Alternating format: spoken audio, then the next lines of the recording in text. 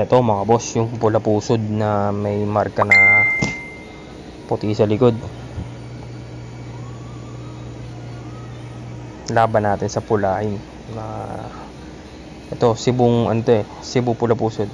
Ito na mas bate daw to. Mas bate lines. From from do sa box ng Banusan. Yan mga boss, oh. Sumugod agad yung pula pusod. Wala. Tulog pa yung Banus, mas bate.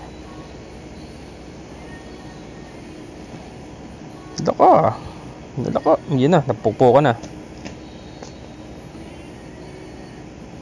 Kagat siya dun. Gutapang, oh. Tapang na mas bate. Mas nakakyari ka, nakaabang. Oh shit! Puch.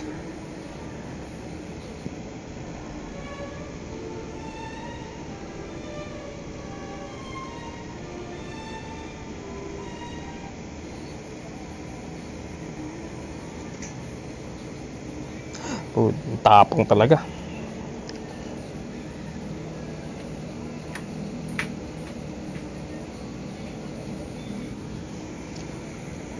Naku po, yun, piniga na.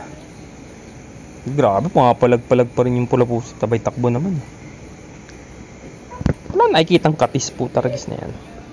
Ito nangihina no. Panay kagat eh. O, para sila nangihina. Yung masbate nangihina na rin. Maubos na yung lakas. Medyo may tama na rin yung masbate. Patay tayo dyan.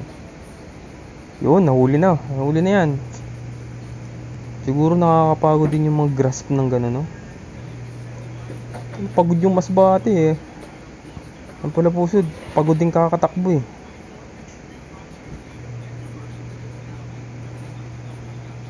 Pagod na sila parehas. Okay, pumablag pa. Yapusan ulit. Panay pigaan.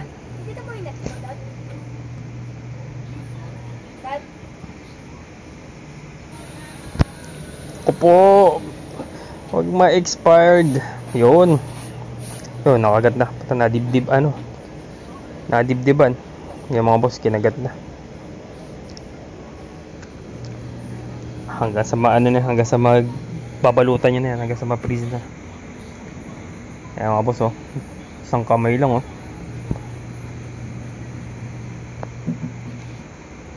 Ay mga boss, wala na to. Hindi niya to babalutan.